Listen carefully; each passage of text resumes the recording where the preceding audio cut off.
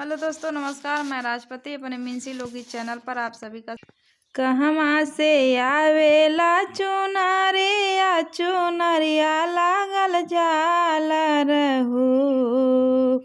कहवा से आवेला चुनरिया चुनरिया लागल जाला रहू।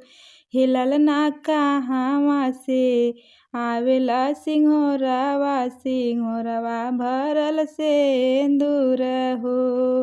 हिलल ना कहवा से आवेला सिंघोरवा सिंघोरवा भरल सेंदूर हो। नैहर से आवेला चुनरिया चुनरिया लागल झालर हो। नैहर से आवेला चुनरिया चुनरिया लागल झालर हो। ललना ससुर से आवेला सिंघोरवा सिंघोरवा भरल सेंदूर हो। ललना ससुर से आवेला सिंघोरवा सिंघोरवा भरल सेंदूर हो। केही जे लावेला चुनरिया चुनरिया लागल झालर हो। केही जे लावेला चुनरिया चुनरिया लागल झालर हो। ललना केही जे लावेला सिंघोरवा सिंघोरवा भरल सेंदूर हो।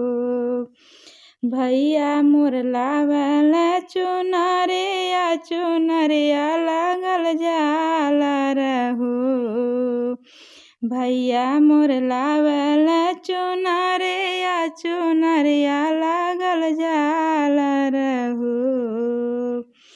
ललना पिया मोर लावेला सिंघोरवा सिंघोरवा भरल सेंदूर हो। ललना सैया मोर लावेला सिंघोरवा सिंघोरवा भरल सेंदूर हो। हवा में पहिनब चुनरिया चुनरिया लागल झालर हो। कहवा में पहिनब चुनरिया चुनरिया लागल झालर हो। ललना कहवा में पहिनब सिंघोरवा सिंघोरवा भरल सेंदूर हो। ललना कहवा में पहिनब सिंघोरवा सिंघोरवा भरल सेंदूर हो।